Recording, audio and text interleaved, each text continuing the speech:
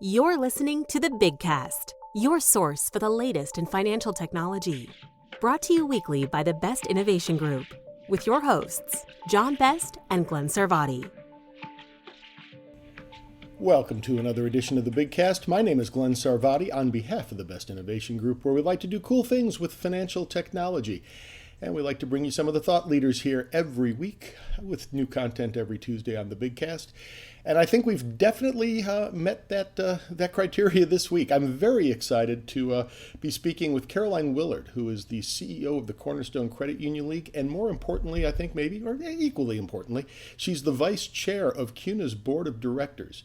And she agreed to join us for what I think is a very forthright discussion about the upcoming CUNA NAFCU pending merger, which will be voted on in the very near future. I know we've talked about that recently, and it's wonderful to get somebody who was there right through the process of the negotiation to tell us a little bit more about it. So we'll be talking to Caroline in just a couple of minutes.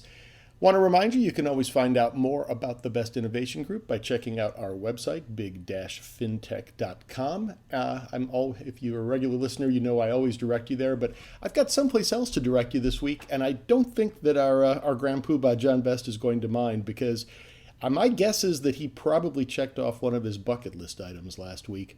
He had the opportunity to interview Steve Wozniak, and if that name doesn't immediately ring a bell, he is the co-founder, along with Steve Jobs, of Apple, and obviously a titan in the tech industry. And he spoke at True Stage's Discovery 2023 conference in a fireside chat, and John Best had the opportunity to sit alongside him to have that conversation. We've got a link to that. I know I'm hopefully we'll get some more input from John on how that all went, but you can hear the whole thing.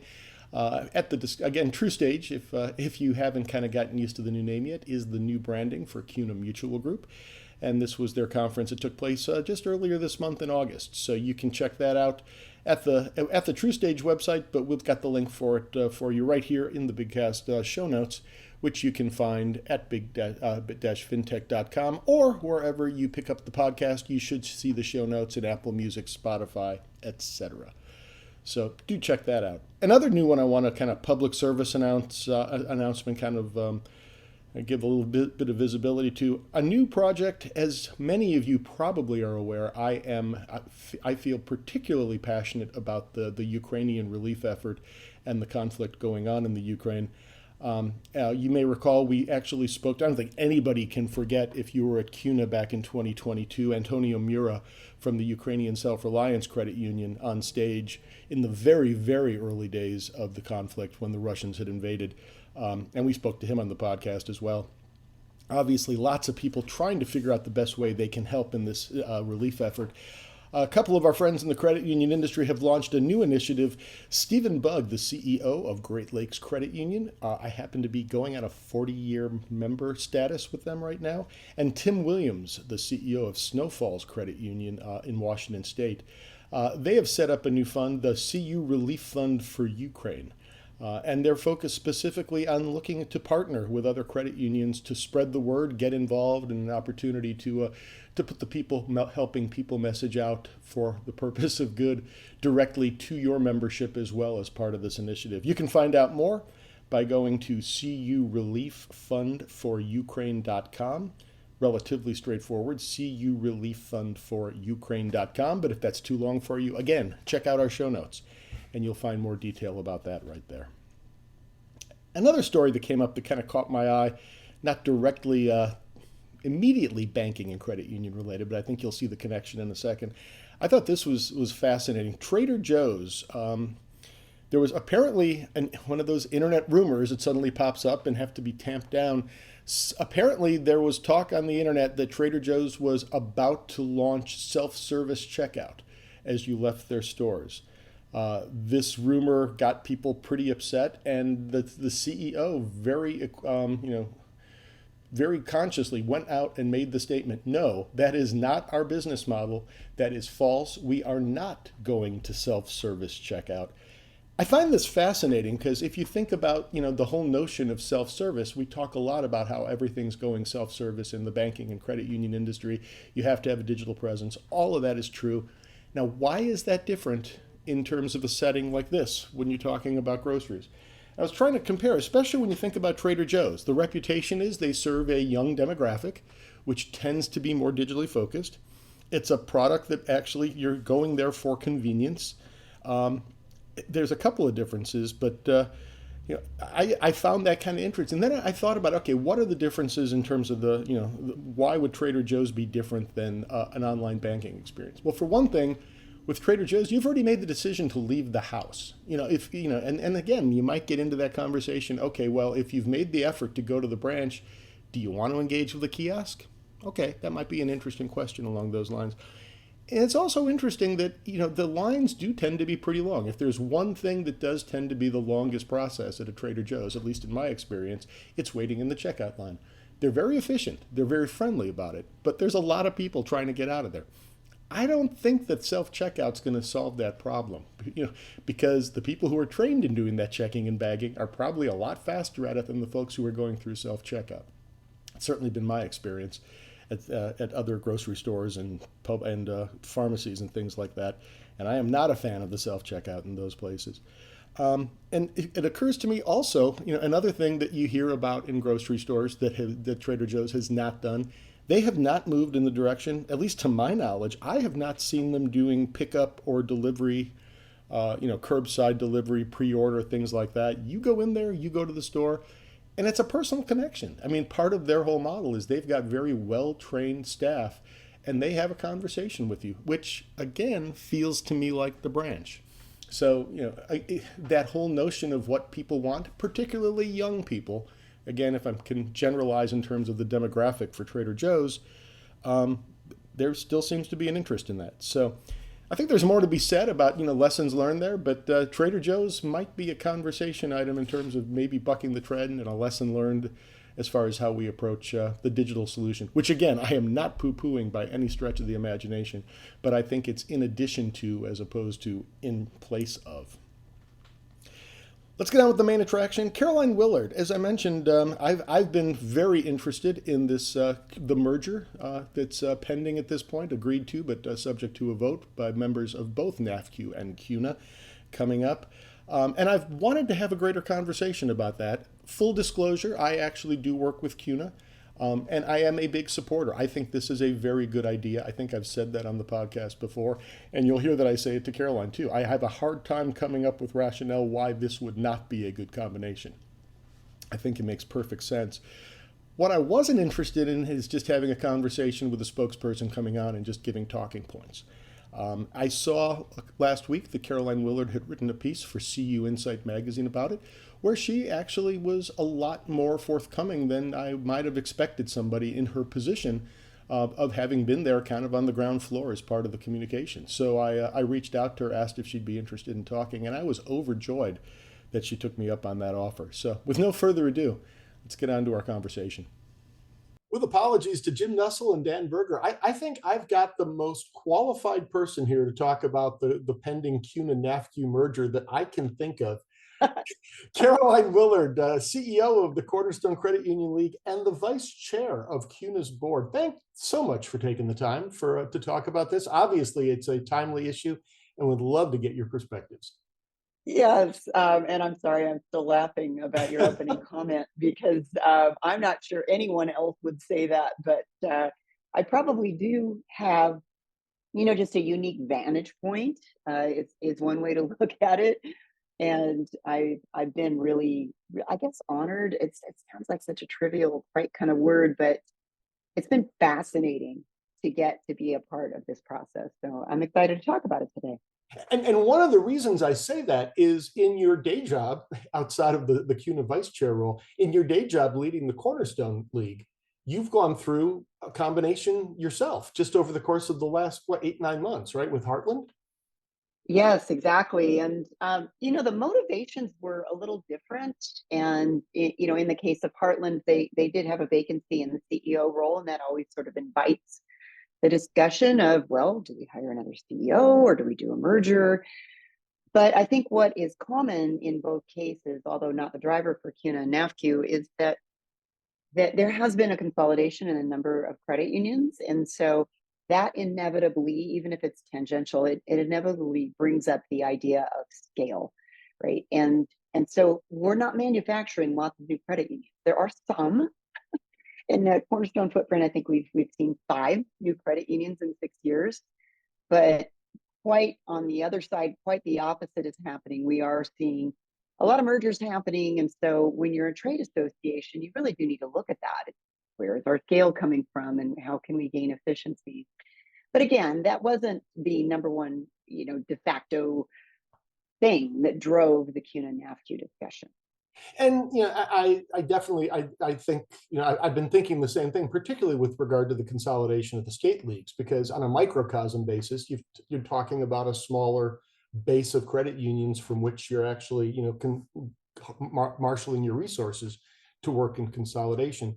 At the federal level, I mean, obviously we're still talking 4,800 in total, but at the same time that number is down. So, but from the standpoint of what you went through, any lessons learned that you saw in terms of how you brought those together? I'm guessing that there's differences in advocacy from a state to state basis. I mean, you're now responsible, what, Cornerstone covers 5 states? Yes, that's right. And there are a lot of commonalities, but where the magic happens is where you see that, okay, there are commonalities, but there are really specific regional or sometimes state by state differences. And some of that just comes from a legacy of an overly aggressive credit union department or underly aggressive credit union department, right? That didn't evolve over time. And so, for example, in the state of Missouri, we've got a very restrictive field of membership rule. In the state of Texas, you can apply for every county in the state of Texas.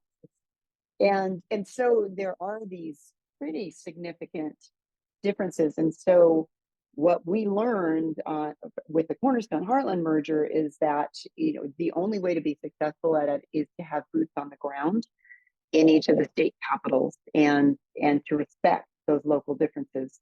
I guess if you draw back and look at the CUNA and, well, going forward, the America's Credit Union and league mashup, those boots on the ground will still be important. And the leagues are still who are going to provide that local flavor, that local expertise. Whereas if you pull back and you look on a federal level, that will be the America's Credit Unions organization handling that in partnership with the leagues, because even there, the leagues have a significant role, because when those legislators are in their districts like they are right now during August recess, we're the ones who are meeting with them. And so it's actually really harmonious, and I could see that continuing moving forward, where the leagues do that boots on the ground stuff, and then we see a different kind of approach from the federal level on Capitol Hill in Washington, D.C. Yeah, I mean, you've touched on a couple of things that I definitely wanted to check on. It sounds like you've covered a lot of the one is you bring a league perspective to this conversation. And I know that was a very specific interest of yours in terms of making sure that those types of relationships and the role of the league kind of stays in full force. My understanding is the way CUNA and NAFCU dealt with the leagues was a little bit different. Obviously, you've gotten comfortable with the way that's going to be continuing going forward. Yes, and the key word is that I've gotten comfortable, right? When I anytime you start a merger conversation, you really well, maybe I should speak for myself, because I used to do M&A work for co-op, right? And so I know in the beginning stages, you're really careful to be protective of what your secret sauce is.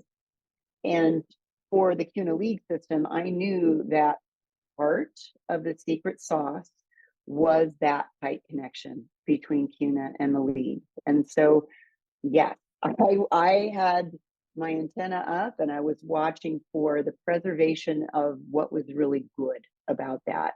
And I think it was sort of a natural question to ask in the position that I was in, because NAFCU really didn't have that. NAFCU didn't really partner with the leagues. I would say it was cordial and friendly, but it just wasn't that tight collaboration. And so I wanted to be sure that we didn't lose that, because we've heard time and time again, and in fact, the Ballast research that's done every year to sort of measure advocacy effectiveness has shown that that partnership of the leagues together with a national trade association is what makes us effective. We can spot threats coming down the pike, we can see when there's something being maybe tested in a given market that might bubble up, and what I would like to say, what I'd like to characterize as metastasize into something that's a federal level threat. So that was important to me, and I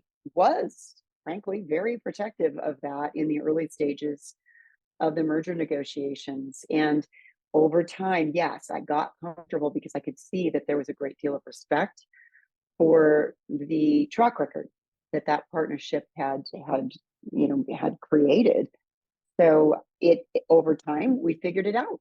And even though the governance wasn't super easy to figure out, the model was easy. And it's a hard won partnership that actually is, I think, like you say, it's firing on all cylinders. So, there's no reason to, if it ain't broke, don't fix it, that type of thing. I kind of on the other side of the coin on that one, then you've got, the F in NAFCU stands for federal. And we've got, I guess, close to half, not quite, but coming on half of the overall credit unions are federally chartered as opposed to state chartered. So I assume that brings with it potentially some differences in advocacy priorities and things like that. Presumably that's also taken care of in this mix too. Yes, definitely. And what we see is that there are regulations that only apply to one charter type or the other, and really one that I can think of just off the top of my head is field of membership. That's a really common one. Mm-hmm. But more often what you see is what we saw, and I'll take Texas as an example because it's just sort of an easy test bed. The legislative priorities that we had in Texas for 2023 were identical to our federal priorities. They were data security, preventing the loss of the tax exemption, those types of sort of evergreen priorities. But there was one difference. And in that difference, we went after car dealerships because they were forcing captive financing on car buyers, and they were kind of cutting out credit unions from the lending equation. And so that was it's a terrible practice. And, so we definitely pursued that. But that bill was specific to the state of Texas, but it helps both state and federal charters. Because if you're doing business in the state of Texas and your car dealerships all around you, it doesn't matter if you're a federal charter, it's still going to hurt you. So that happens a lot where we see that there's some sort of, just sort of business practice that needs to be tackled that would benefit either state or federal charters. Yeah, I mean, it's again kind of comes back to there's so much more that unites us than divides us. So yeah, if you got those little divergences, I'm sure they can be dealt with. You also and there's go ahead. I'm sorry. I was going to say there's another one that's actually probably even a better example, if I can interrupt myself. Yeah, please do. Please. So interchange, obviously we've got a pretty, and I know that you've served on the payment subcommittee, and the interchange is a huge issue on a federal level. And of course, we're fighting the CCCA. But, I was at the National Conference for State Legislatures this week, and we were there talking about state level interchange bills like we've had in Oklahoma, like we've had in Texas. In both cases, we swatted them down. But the merchants are testing different strategies for interchange state by state. And so we've got to watch for that, and we've got to swat them down so that, again, they don't become a federal problem. Good point. Good point. You mentioned before, I mean, I think it's interesting that the America's Credit Unions, identity already exists. There's already a website particularly used for some of these interchange conversations that already shows the NAFCU and CUNA speaking from a single voice long before this merger was in place. It seems like that's a great head start that we actually have some of that branding already, already in existence. Would you agree? I would agree. And even at this NCFL conference, we laughed because the backdrop of the booth had that big America's Credit logo, which will change, by the way, the graphic associated with it. Assuming that the merger vote is successful, the graphic will change to a Capitol dome, and it's being worked on. But nonetheless, yes, the brand already exists, and it's much more inclusive. And we all have to pinky swear that we are not going to start abbreviating it into an acronym. We love our acronyms in credit union land, and we need to leave it at America's Credit Union. Yeah, that's not a mouthful. That goes pretty quickly. I like it. Yeah. Faster than either CUNA or NAFCU if you tried to spell them out. So that's right. Yeah, and we've talked about this before, and I've mentioned on a prior podcast, I'm a big champion. I think this is a great idea, but I mean, if I really, think about this, I'm trying to, think be as objective as possible. And the federal piece was one that came to my mind about where would you possibly even try to poke holes in this. But my question then becomes, it does seem like such a natural fit. Why now? I mean, why is it taking place today? I'm just any sense of why, why this is the right time. My recollection, I didn't know this until recently, that I guess NAFCU started in the 70s. I think that was kind of when federal credit union charters became more prominent and some of those issues became more specific. But 50 years down the road, I guess now we're finally coming together. Yeah, I think it was 1967. I'm doing that from memory, so boy, I hope I'm right. But and so yes, there from time to time there have been some differences on advocacy positions, but really more often than not, as you've already kind of alluded to, the positions are very similar. And why now? I maybe it's partly because of some consolidation, but I think it's more fundamental than that. Sometimes it just has to be the right people at the table. And what I mean by that is Tom DeWitt, who is now the retired CEO of State Farm Federal Credit Union. He, in a very gentle manner, approached Brad Green, who's the CEO of Lister Hill Credit Union. They served on the NAFCU and CUNA boards, respectively, and they had a conversation at the Cherry Blossom Run. Just a friendly conversation about, why aren't we talking? This is dumb. Why aren't we talking? Why aren't we at least collaborating? And the two of them, if you know them, they're both humble guys. It's not about ego, it's about doing what's right for credit unions. And so I think from that initial overture, we sat down and the tone was different from the start. I wasn't at the last round of negotiations, but I know that I got to watch this one unfold, and I don't think it would have started if we hadn't had people like that at the forefront of the conversation. I appreciate you sharing that. That's a real good, interesting kind of behind the curtain insight. And I agree totally. You're right. It comes down to personality in so many cases, and just getting the right vibe in the room to get it started off. So the voting is opening at the end of August, right? I think is the very tail end is when the members vote on both sides of the merger. That's correct, and they'll have until the end of October, and I believe the announcement about the voting results will be made on November 2nd. And as I understand, it's basically just like all credit union kind of cooperative rules: one member, one vote. So the NAFCU members, each credit union will have one vote. The CUNA members, and if you're a member of both, you vote in each election. That's kind of the way it goes. Yeah, according to each organization's bylaw, that will follow those instructions, and need to achieve a quorum, and then slightly different rules for the percentages on each side, but nonetheless, we're getting great feedback so far, and so I'm hoping that we have really great, exciting, transformative news to announce on November 2nd. Yeah, I mean, everything I've heard, I mean, I've yet to hear anybody really, with any strong and, substantive objections. So hopefully that we will be having those kind of conversations come early November. In the meantime, you wrote a really nice piece in CU Insight in the last couple of weeks, basically laying out even your own journey, as we've talked about a bit here, in terms of the way you approach this. I'll post a link to that from a personal reflection standpoint. We shared before the video that Dan Berger and Jim Nussel put out together. Any other resources that you point to for people who want to find out more?